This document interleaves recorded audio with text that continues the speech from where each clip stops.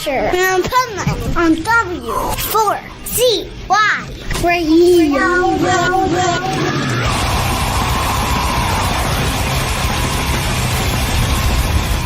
Like a teardrop in the ocean, or a needle in the hay, a blade of grass on a prairie, or a star light years away, a grain of sand in an hourglass as time slowly slips away, mundane thoughts with my shadow on a wall painted gray, but I found hope. This is the Pipe Man here on the Adventures of Pipe Man W4CY Radio, and I'm here with our next guest, who are some killer artists, and they're brothers, and I love that. We're going to talk about that. So let's welcome to the show, Shavrock. How are you? Doing well. Thank you so much for having us. Hey, my pleasure. Now, first of all, the first thing I want to say is, how do you get your beard that long and that tame that long? Because like my beard, okay, at this point already, I'm like, okay, I'm ready to trim it back down because it's all over the place and it's a pain in the ass. This is years of practice. No, I don't know. I lucked out. Good genetics. Just after the shower, I brush it and shampoo, and that's it. No oil, no nothing. That's it. That's it. Like I talk to other friends of mine, are like, they tell me all the work they gotta do. I'm like, screw that, man. Right. Oh man, it's so easy. I lucked out. There you go. I love it, man, because that is a badass beard. Like if I grow a beard like that, of course, I think it's like your hair too. Like I've had hair down the middle of my back, and getting past that middle stage is the hardest part. And I think it's the same with my beard. It's like I get to a certain point, I'm like, yeah, fuck it. Yeah, pretty much. You just got. I think it's like I should have just grown it during COVID, and then what happened. Exactly. Yeah. So something else I noticed. Okay, so I didn't even notice till right before starting the interview, but I was looking at the notes and I'm like, oh, wait a minute, which is spelled right? Your last name or the name of the band? And then it's like, oh, what an idiot I am. Of course that's what it is, you know? And so, like, it's funny. I'll bet you have people in interviews, they already ask this stupid question all the time, but they probably ask, well, where'd you get your band name? And they can't figure it out because it's two different spellings, so they probably can't figure it out. We've had that. Yeah, great observation. We've honestly had that, I don't know, a bunch of times. Yeah, already. And we just thought it was like a cool, unique thing to do and to sort of use both names. I know, right? It's perfect. Yeah. And what we did was actually, this is a CD. I don't know if you could see. So we did the O and the I, and to incorporate both. So it's a Shavrick and Shavrock. Oh, that is cool. What a great idea. I love Thank you. That was actually Nick's idea. Nice. And so I just have to ask, okay, because I would never in a million years be in a band with any of my siblings. I know my kids would never be in a band with any of their siblings. How the hell do you do it?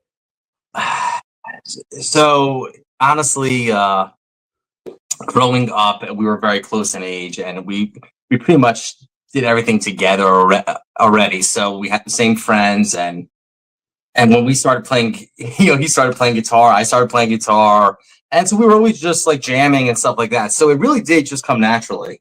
Yeah, I mean, listen, I know the point you're getting at. It's like, when you're working with family, it could be a challenge at times. That's still, there's still that brotherly love that definitely happens throughout many moments. But I'm grateful for our relationship. I'm grateful for the what we both bring to the table, and it wouldn't be the same.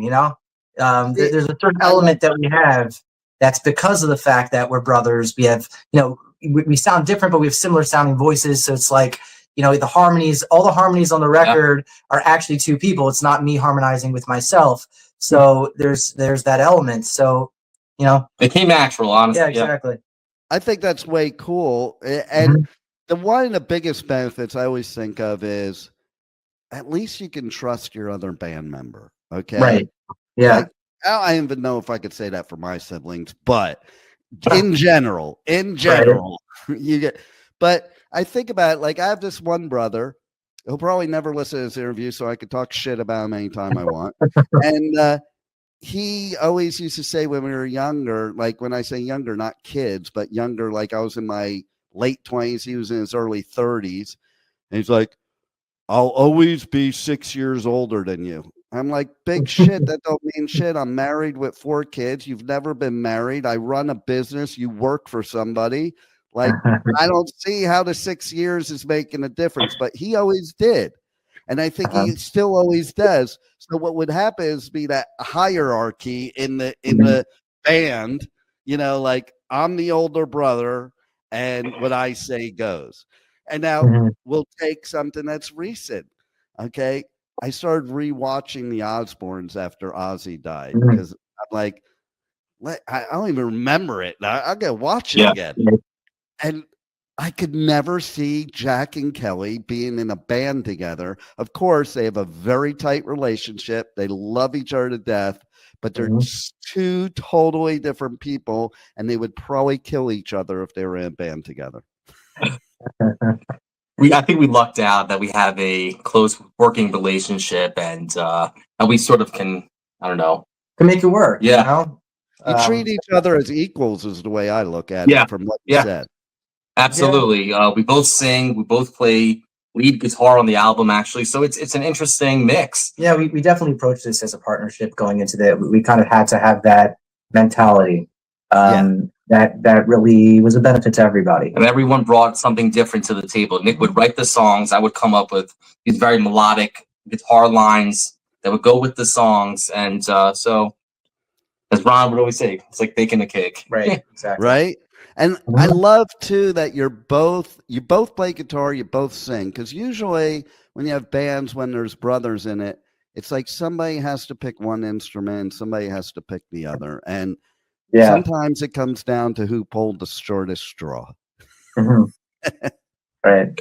I think we both kind of went into our positions kind of by happenstance, but I mean, I didn't really anticipate being a lead singer of a band. I always thought I'd be like, you know, just lead guitarist in a band, you know, kind of not in the background, but not everything just like on you, you know. But I kind of got like pushed into this position based on I wrote all these songs, and then Akiva and I started playing them, and then he started singing harmony with it. It kind of just happened on its own, and it was the way that it was meant to be, and we kind of just moved ahead with that. But what's kind of cool about our style, which I think is pretty unique in terms of the different elements, you know. Certain elements may not be unique in itself, but all those elements together is something quite unique. Our producer Bumblefoot, Ron Bumblefoot Thal, kind of would describe us as if you can imagine like those Simon and Garfunkel-y softer harmonized vocals, but then you have like those driven heavier guitars from like the 2000s, like Creed or Three Doors Down or Daughtry type of thing, and then you add in some Scorpions harmonizing guitars, and then some really like Slash, yeah. you know, or Zakk Wylde type of guitar solos. It's all of that is Shavrock, which I don't think really exists till now.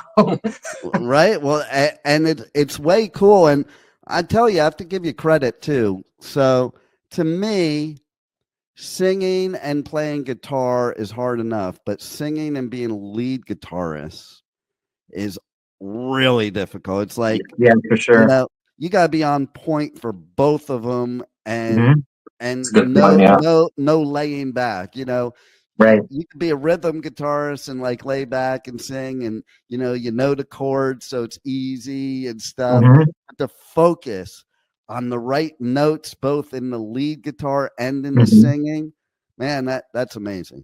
You hit the nail on the head. I tell him that all the time.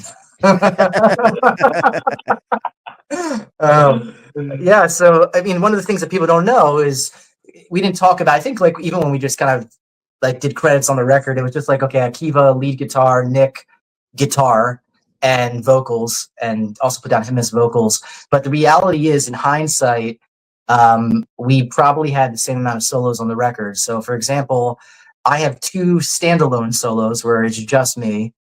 He has probably similar, and then the other solos are are a joint solo. So, for example, one of the songs, "Burning Sky," he takes the first half of the solo, and then I'm the second half of the solo. And "Bring Them Home" is the same thing. He's the first half, I'm the second half. On "Dazed and Confused," I'm the first part, he's the second part, and I take it home, and I'm the third part. It was a cool way to really just bring both of our styles together. And then Bumblefoot has his own 2 solos on Amen and Kaleidoscope. Yeah. Now, how does that feel, having him produce your album and play on the album? I mean, it's the most... a dream come true. That's all I can say, a dream come true. Anyone who plays guitar knows, obviously, about Ron Bumblefoot Thal, and he was always a legend in our minds. And I mean, I still can't believe it that I pinch myself that we worked with him. But more than that, we became like very, very close as friends and family, and we're spending hours and hours in the studio together. And for him to produce our album was just really such a blessing. Yeah. And I'll even add that he gives you guys kudos. Like when somebody like that tells you you're good, like, I don't know, you kind of don't believe him, or you're like, oh my fucking God, how does he think we're good? That's kind of a good point. We talk about it every once in a while, just like it, the most challenging part of the whole process is playing guitar in front of him. That's honestly the most, because you're working your way through a solo, and in your mind you're like, all right, Ron will do this in 2 takes and it's done and his is perfect, and here we are trying to fight to get it right. So that's like the intimidating part.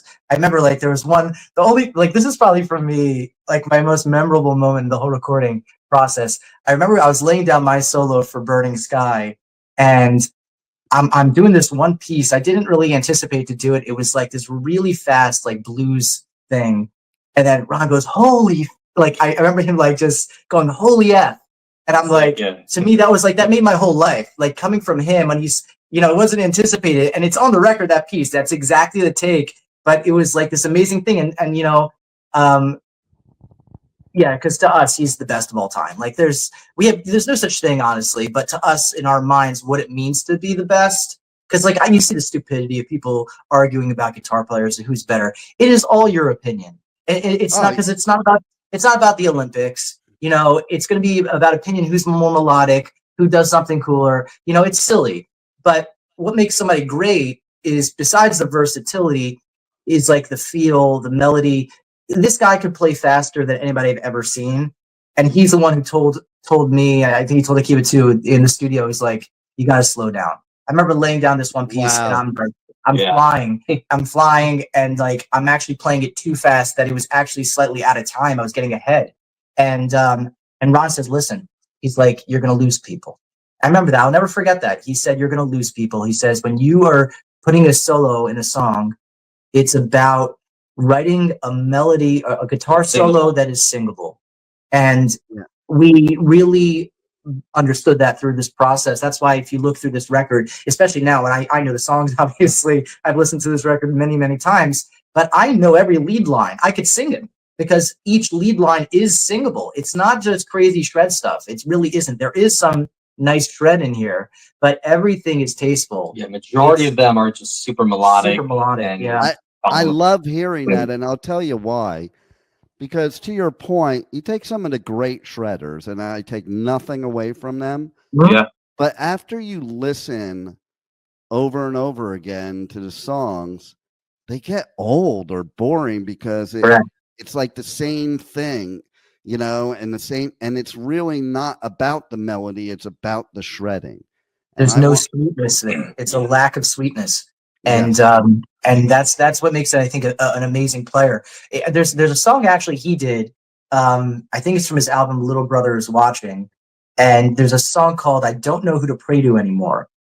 I think he wrote those songs actually when he was in GNR, and he was maybe even going to do them with GNR as part of a GNR record. Not really sure, but so it definitely has that type of flavor a little bit in it. Right. But he wrote such an unbelievable solo. If you listen to that song, it's a pretty long song, but his guitar solo is like the most melodic thing. He basically waits kind of to the end of the song before he completely lets loose and then just melts your face off. It's so sweet, everything that he does. And that's what his skill is. His skill is understanding and creating the most beautiful melodic music. And people wouldn't really think that that's him, like, because he does very, you know, a lot of his other stuff is very obscure and interesting type of music, and he can do everything. Yeah, and I love what you said at the end, because it's Yeah. like he gave you something first, and Exactly. now I'm going to shred. Exactly. You know, it's basically the way I look at it, you Mhm. know? Yeah. And something else too, you know, I relate to, and it also relates to your album and what you guys are about. I'm also a motivational speaker. So Oh, cool. when you were talking about, you know, playing in front of him, it's kind of like I've shared the stage with some of the biggest speakers there are that were mentors of mine since I'm 11 years old. Wow. And when I know in the beginning, when I knew I was on stage and they were like sitting there watching, in my mind, I'm like, oh, fuck. Yeah. Basically, Yeah. you know, like it's the audience didn't make me nervous. Right. And then even in this, okay, so I've actually interviewed DJs from Sirius XM. I've interviewed Ricky Rackman, and like interviewing people like that, I'm like thinking, are they judging me while I'm interviewing how good I am? Like it's one thing interviewing a band. It's another Right. thing interviewing somebody that's on your level or above your level in the same industry. And you're like, I wonder what they're thinking right now while we're talking.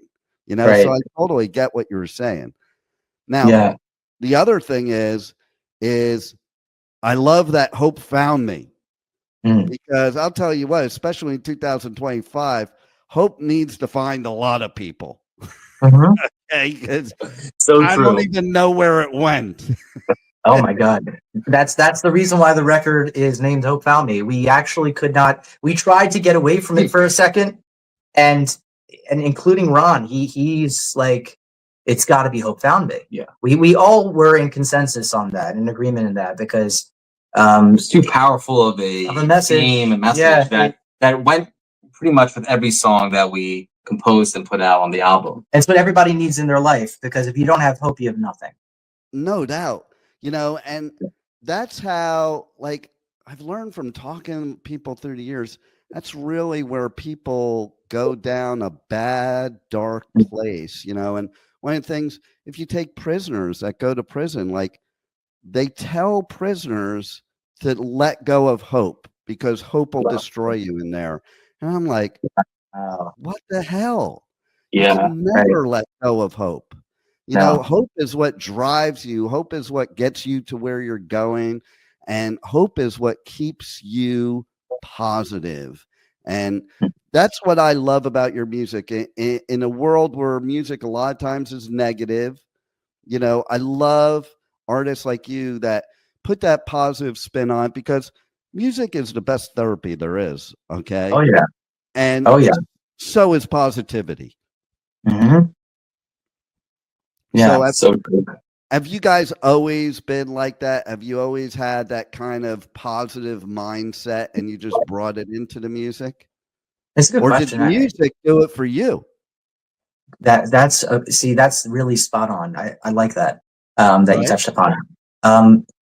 It was like a little haven for you, right? So there was a couple of things I can say. One is that for me at least, you know, being hopeful at times can be a challenge. Yeah. There's no question about it.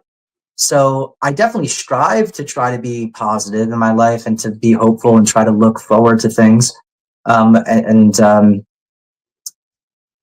Yeah, I definitely strive for it. There's no question, but it is a challenge at times.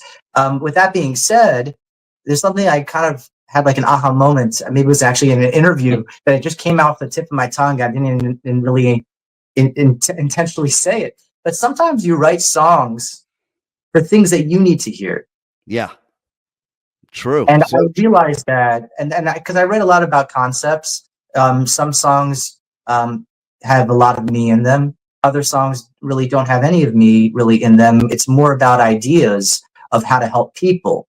And that's why lyrically, I like to write songs about concepts where, you know, a person could be down at the bottom, and how do I help that person see a different perspective on things and on life? And that's why I write songs about it, because hopefully it can help one random person. You know what? I did my job if I helped or saved one human being, because if that person, that's it. We actually had this random girl message us on our Instagram, and she said, hope found me. Before I heard that song, I did not have hope. Wow. And now I do. That makes I it was all like, worth it.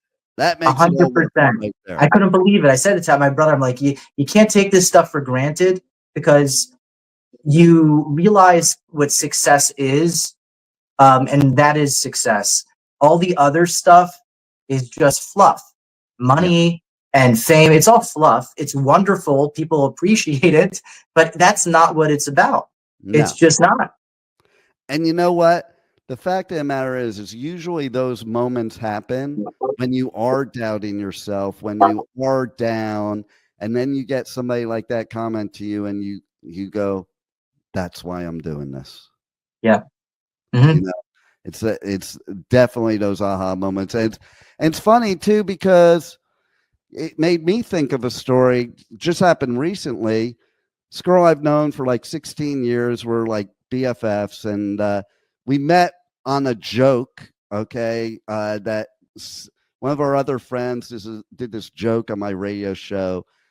You're gonna laugh, but this girl wanted me to do a dating radio show, like the dating game, and I would be wearing a mask to prove that if I couldn't see what they look like, I would stop picking hot young psycho girls. and so she was one of the contestants on there, and I did end up picking her, and she was hot and young, younger than me at the time, but she was so positive. That's why I picked her. And recently we were hanging out, and I dug up the recording of that radio show from like 16 years ago. Okay. Wow. And we're listening to it together. And I knew she needed to hear it, because she was in a real hard time in her life, and things were looking pretty dark. And that radio show reminded her of who she really was. Oh, wow.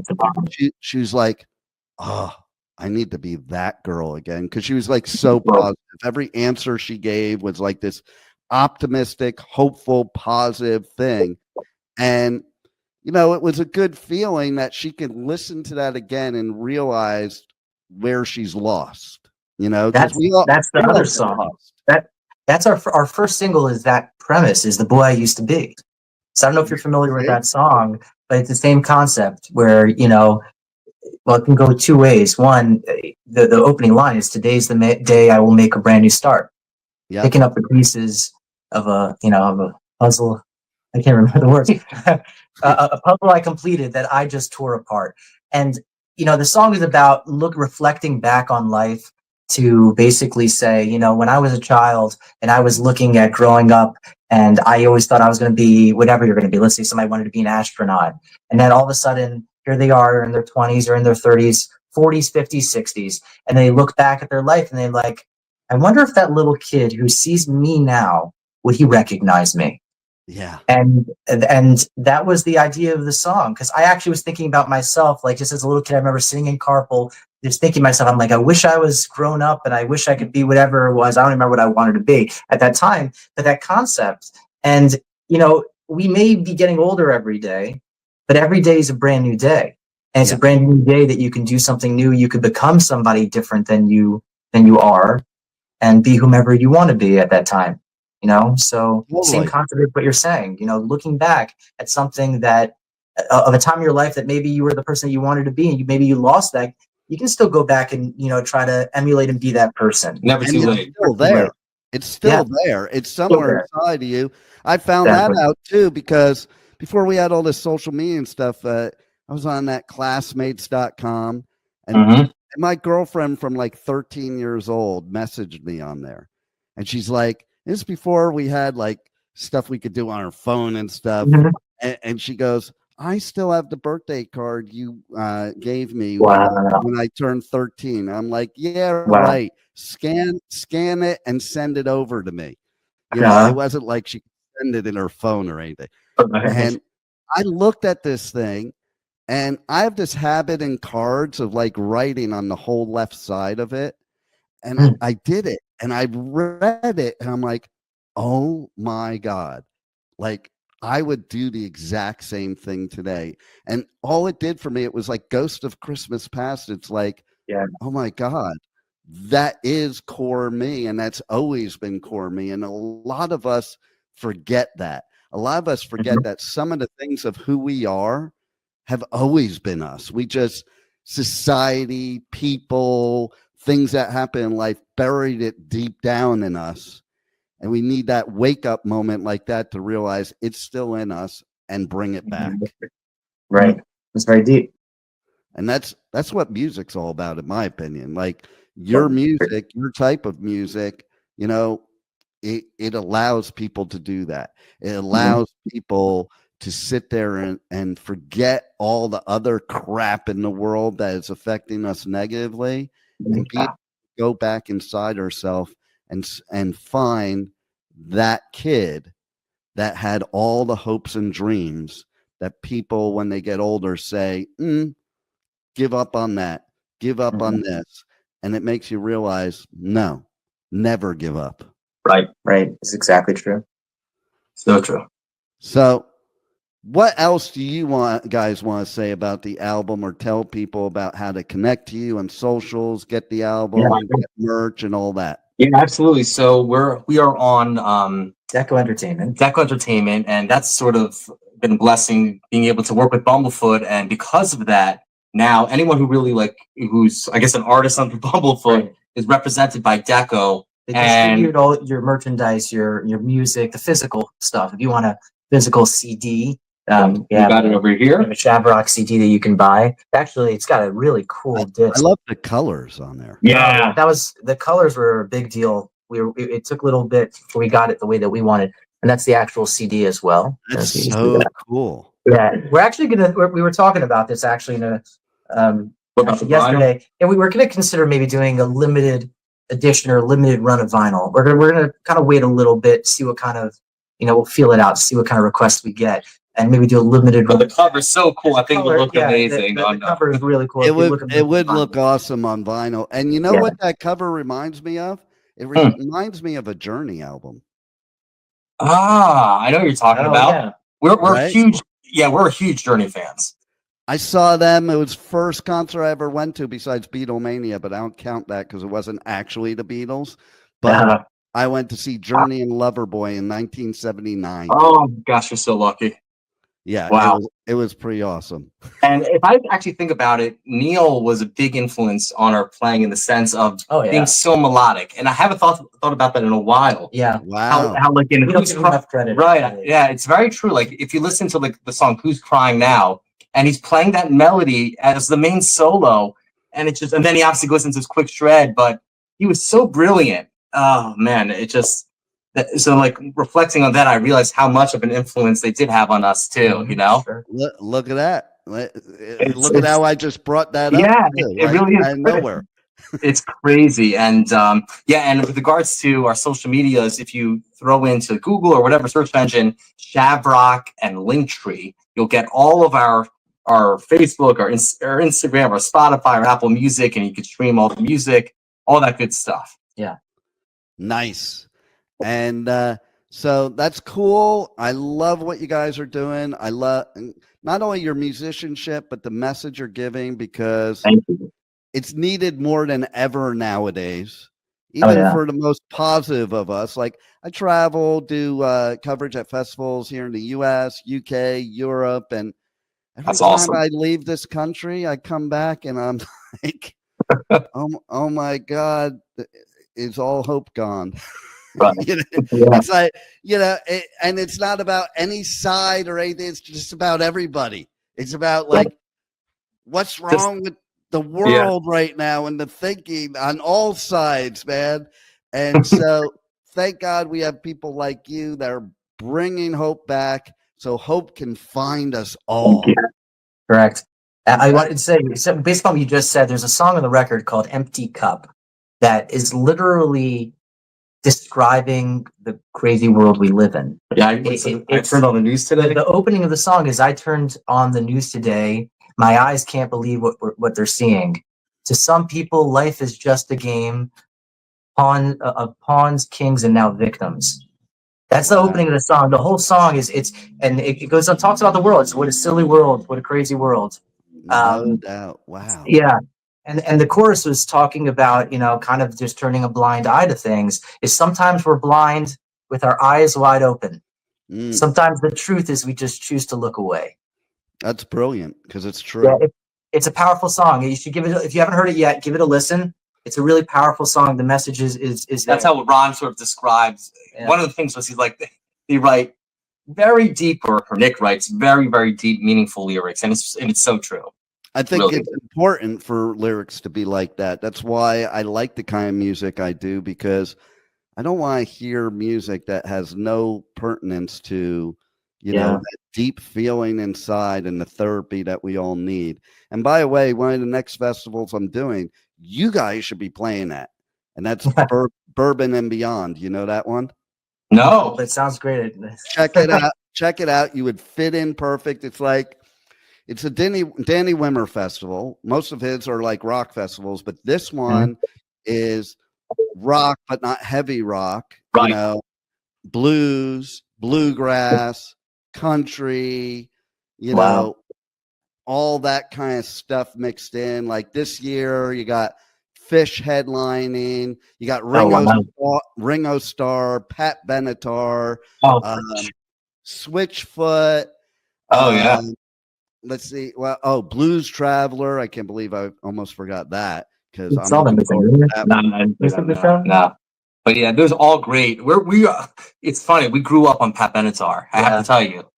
So my dad and my mom loved. My dad probably still has her vinyl stuff. It was all on vinyl, Fire and Ice, all that good stuff from back in the day. Wow. Always, he's an underrated guitar player. Neil Giraldo, another influence you don't think about. Right. Neil was a huge influence on us in terms of like some of his solos they wrote. Again, very, very singable lead lines. Almost all of his solos are. I think some of the greatest guitarists are the ones that people aren't talking about. Right. Everybody talks about the obvious ones, but even Eddie Van Halen, everybody knows about him, talks about him, but I think there's a lot of guitarists that nobody even knows that probably blow him away. Not that he's bad. Yeah. It's not that he's bad. It's just a matter of there's such talent out there. There is. It's amazing the kind of influences you can have. And it's great that guys like you have those kind of influences, because I think that's what makes a musician unique. If they follow after the ones that everybody knows, then they usually sound like the ones that everybody knows. Right. Everybody's just trying to be a clone of the guy that they love, Exactly. And you lose. We were really blessed to have been influenced by so many great bands, especially classic rock and the 80s and all that, which was obviously before us, but we grew up in the 90s, but at the same time some of our favorite bands. Well, that's like me. I grew up with older brothers. I had two brothers that were 11 years older than me, and so I would dig into their record collection, which was all like 60s stuff and then 70s stuff. And then I formed my own. And I think that is a big difference of back then compared to today, is all of us from back in those times, it was like a foundation that kept being built on, For me, I was listening to all that great 60s stuff, but then I fell in love with Zeppelin, and then I fell in love with Sabbath, and I fell in love with the Grateful Dead, and then I fell in love with Metallica and Slayer. It's like all these different transitions, and they all are part of me, and I think a lot of kids today, they're not getting those type of influences. You know, they're getting this, Yeah, it's fun. the It's funny most growing up. Yeah, growing up in carpool, my grandfather would play for us John Denver all the time, right?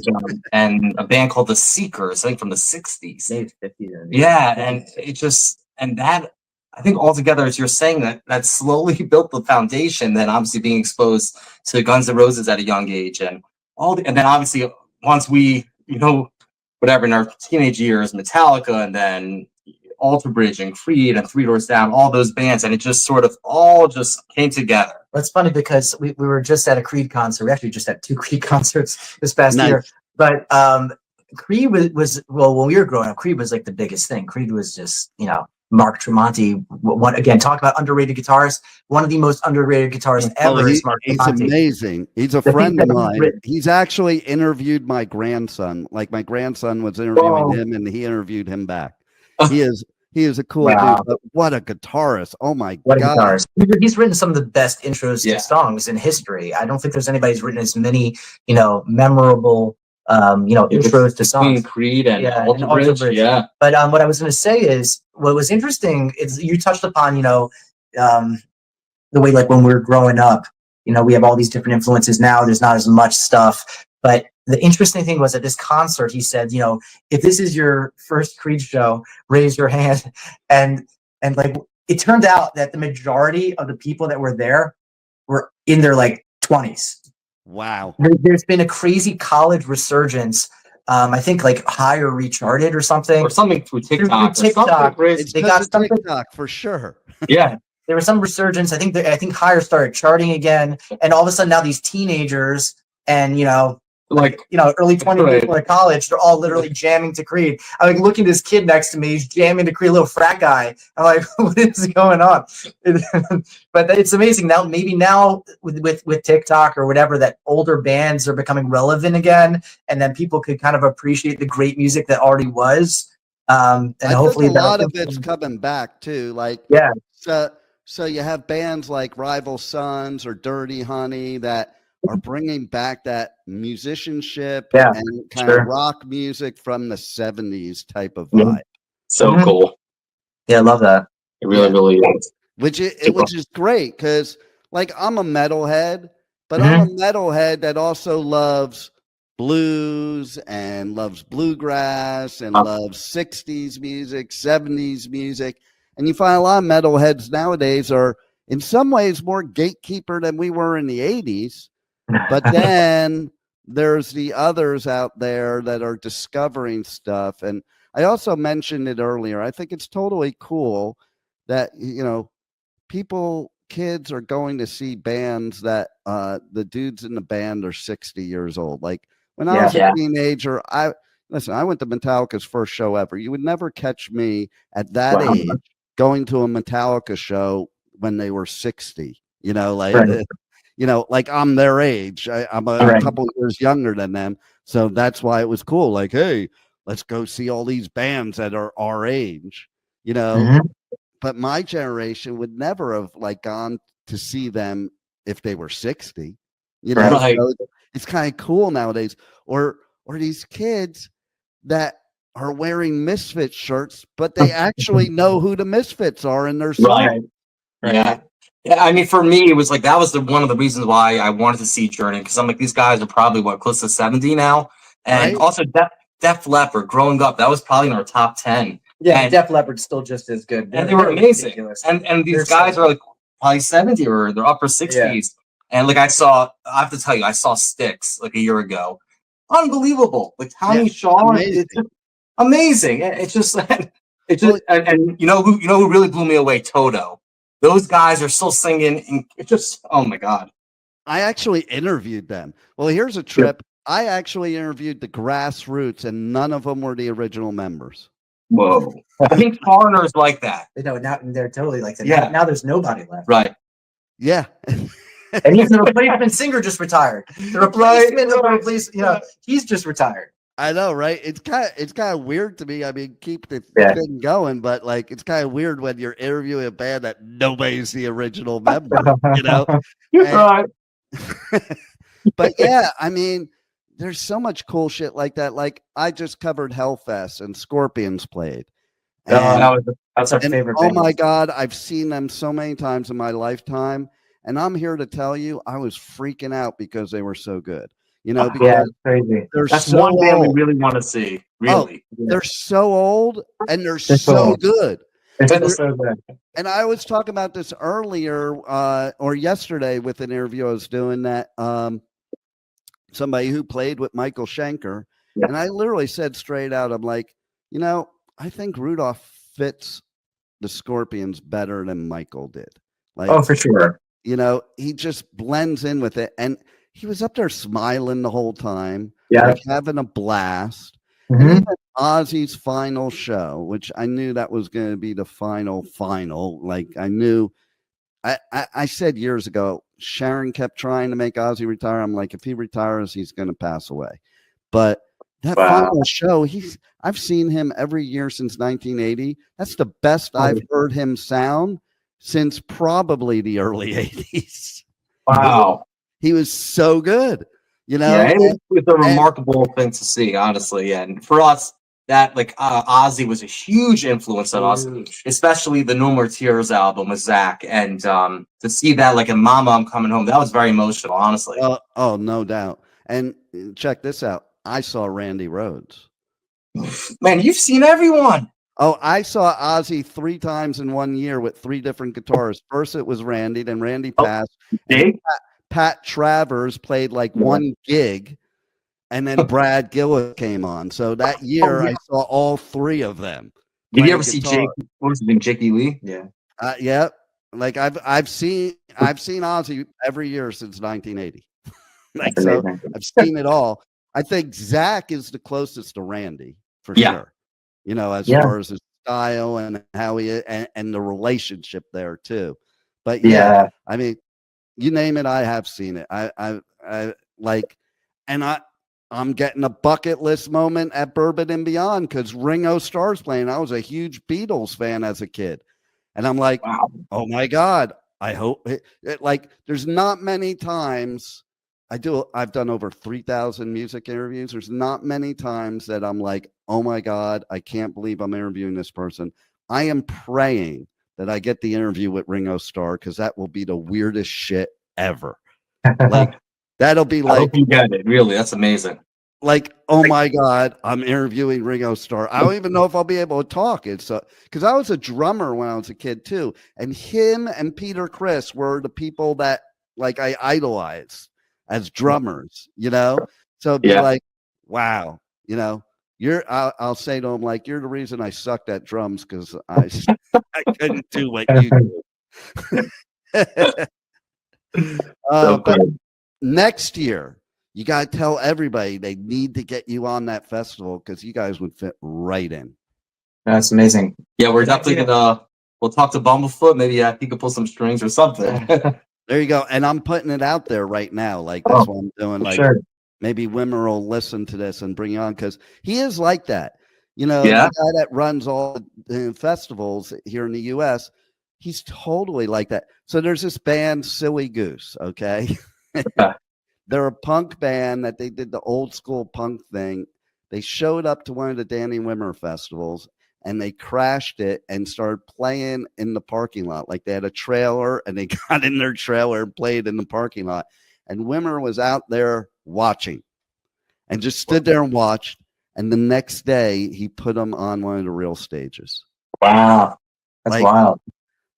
You don't have shit like that happening anymore. Like it did. Where's it located, this festival?